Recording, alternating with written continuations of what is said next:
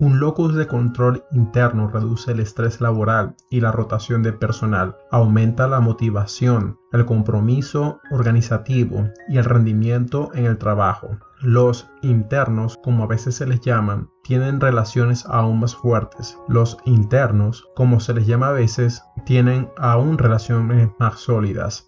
Lo que tiene sentido si se tiene en cuenta que los estudios demuestran que son mucho mejores comunicándose, resolviendo problemas y trabajando para alcanzar objetivos mutuos. También escuchan con más atención y son más hábiles en las interacciones sociales. Cualidades que, por cierto, predicen el éxito tanto en el trabajo como en casa. Sentir que controlamos nuestro trabajo y nuestras vidas reduce el estrés y afecta incluso a nuestra salud física. Un estudio exhaustivo de 7.400 empleados descubrió que aquellos que sentían que tenían poco control sobre los plazos impuestos por otras personas tenían un riesgo de un 50% mayor de sufrir una enfermedad coronaria que sus homólogos. De hecho, este efecto era tan asombroso que los investigadores llegaron a la conclusión de que sentir una falta de control sobre la presión en el trabajo es un factor de riesgo de enfermedad coronaria tan grande como la hipertensión. Pero quizás el ejemplo más revelador de lo poderosa que es la percepción de control no proceda del mundo empresarial, sino de las personas mayores. En un estudio increíble, los investigadores descubrieron que cuando daban a un grupo de residentes de residencias de ancianos más control sobre tareas sencillas de su vida diaria, como ponerlos a cargo de sus propias plantas de interior, no solo mejoraban sus niveles de felicidad, sino que su tasa de mortalidad se reducía a la mitad. Es difícil encontrar un círculo de control más pequeño que el cuidado de una planta de interior y, sin embargo, sentir el dominio incluso sobre esa pequeña tarea prolongaba sus vidas. Perder el control, el duelo cerebral. Por desgracia, dada la importancia que tiene para nuestro éxito, no siempre sentimos que tenemos el control. Algunos de nosotros somos inherentemente propensos a un locus de control externo y el resto podemos caer en esa mentalidad en cuanto nos sentimos abrumados por las demasiadas demandas de nuestro tiempo, atención y capacidades. Para entender cómo ocurre esto, tenemos que echar un vistazo al interior del cerebro. En nuestra vida cotidiana, nuestras acciones suelen estar determinadas por dos componentes del cerebro que se baten en duelo. Nuestro sistema emocional, parecido a un tirón de rodilla, llamémoslo el tirón, y nuestro sistema racional, cognitivo, llamémosle pensador. La parte más antigua del cerebro, evolutivamente hablando, es el jerk, que se basa en la región límbica emocional, donde la amígdala reina suprema. Hace miles de años, este sistema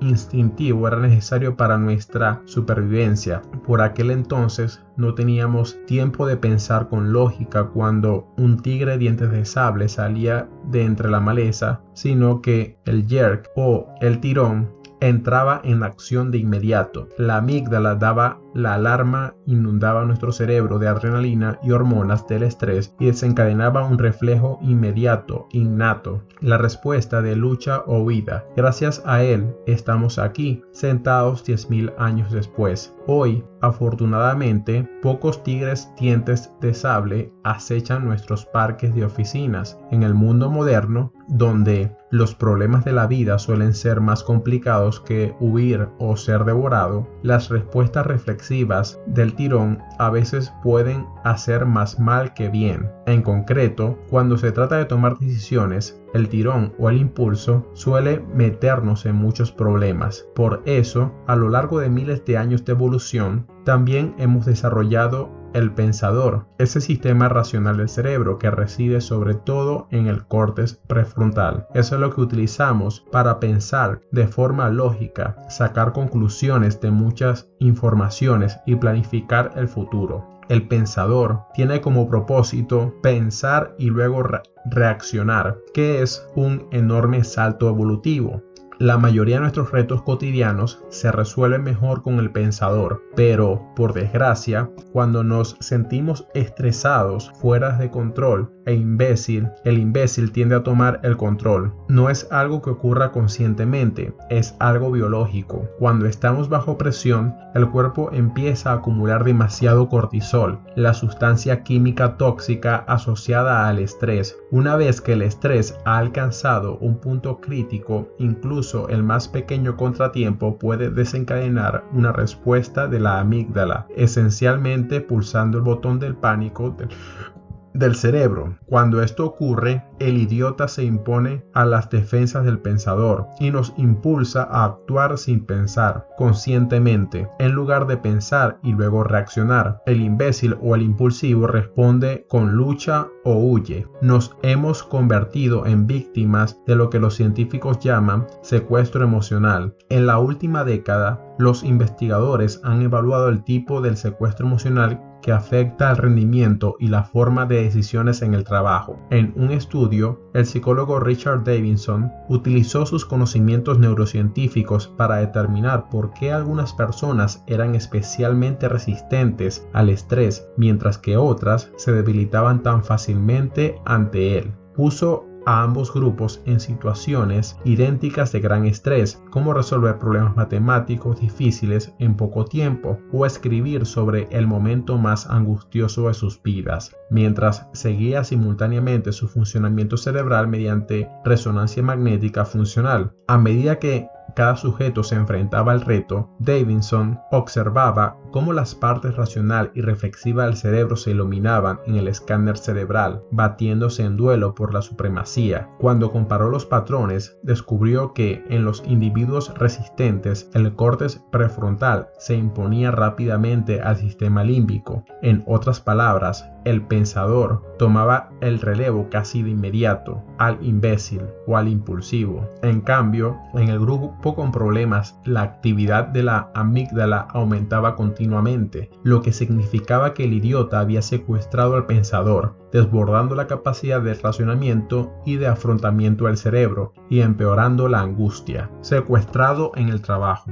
Llegados a este punto, puede que te preguntes, ¿qué tiene que ver toda esta actividad cerebral con la consecución de nuestros objetivos en el trabajo? En realidad, mucho. El psicólogo Daniel Kahneman, autor del revolucionario libro Inteligencia Emocional, ha estudiado a fondo los estragos que este secuestro emocional puede causar en nuestra vida profesional. Cuando las pequeñas tensiones se acumulan a lo largo del tiempo, como ocurre a menudo en el trabajo, basta con una pequeña molestia o irritación para perder el control. En otras palabras, para dejar que el imbécil o impulsivo tome las riendas. Cuando se produce este secuestro, podemos arremeter contra un compañero, sentirnos impotentes y abrumados o perder de repente toda la energía y la motivación. Como resultado, nuestras capacidades para tomar decisiones, nuestra productividad y nuestra eficacia caen en picado.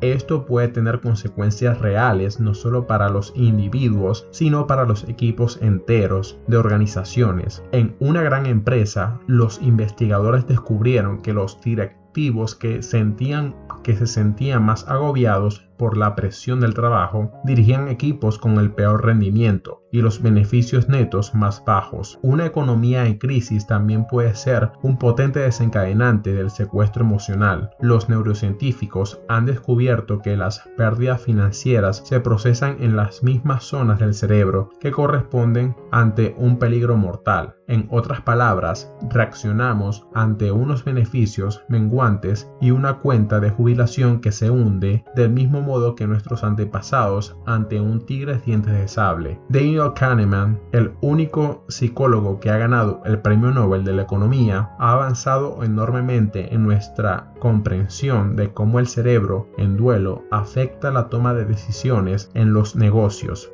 Antes de que Kahneman apareciera en escena, la creencia predominante era que los seres humanos tomamos decisiones racionales, es decir, que tomamos decisiones financieras y económicas basándonos en una evaluación racional de los posibles beneficios y pérdidas. Pero Kahneman y su colega Amos Tversky demostraron lo errónea que es esta creencia. Un experimento clásico conocido como el juego del ultimátum es el siguiente. Los investigadores invitan al laboratorio a dos personas que no se conocen. A uno de ellos le dan 10 billetes de $1 y se le dice que reparte el dinero entre él y el otro sujeto, como quiera. Puede quedarse con los $10, puede repartirlo entre 6 y $4, etc.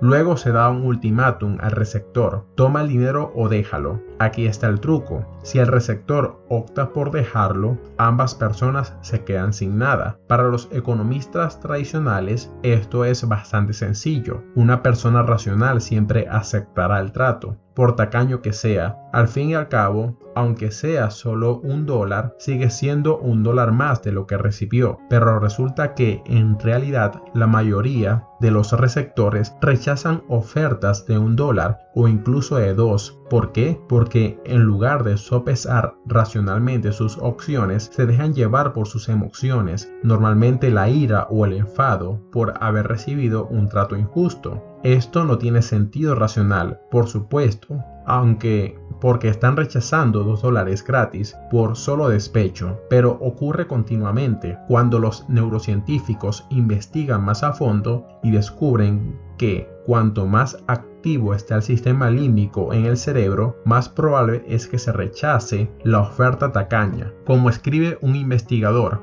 estos resultados sugieren que cuando los participantes rechazan una oferta injusta, parece ser producto de una fuerte respuesta emocional, aparentemente negativa. He visto al impulsivo causar estragos en empresas de todo el mundo. Es la razón por la que los accionistas compran caro y venden barato, incluso cuando saben que deberían hacer exactamente lo contrario. También es la razón por la que caemos presa de las burbujas de mercado y la razón por la que los mercados se desploman cuando esas burbujas estallan. Como señala Jason Sweet en su libro Your Money and Your Brain, todo el mundo sabe que las ventas por pánico son una mala idea, pero una empresa que anuncia que ha ganado 23 céntimos por acción en lugar de 24 puede perder $5.000 millones de valor de mercado en 1 minuto y medio. Cuando nuestro cerebro pulsa el botón del pánico, la razón sale por la ventana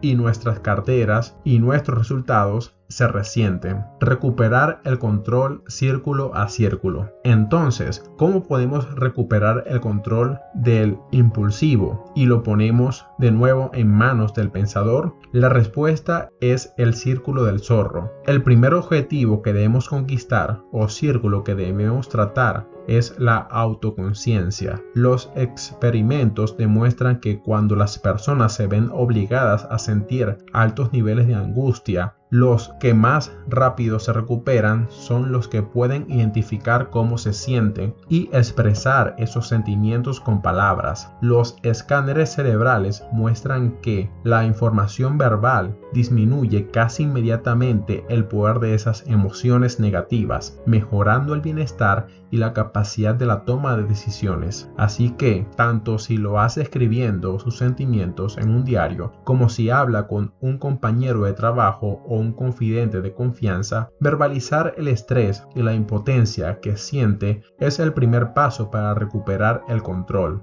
Una vez que domines el círculo de autoconciencia, tu siguiente objetivo debe ser identificar sobre qué aspectos de la situación tienes control y sobre cuáles no. Cuando trabajé con el director de Shanghai y sus colegas que mencioné en el último capítulo, les pedí que escribieran todas sus tensiones, retos diarios y objetivos y que luego los separaran en dos categorías: las cosas sobre las que tenían control y las cosas sobre las que no tienen control. Cualquiera puede hacer este sencillo ejercicio en un trozo de papel.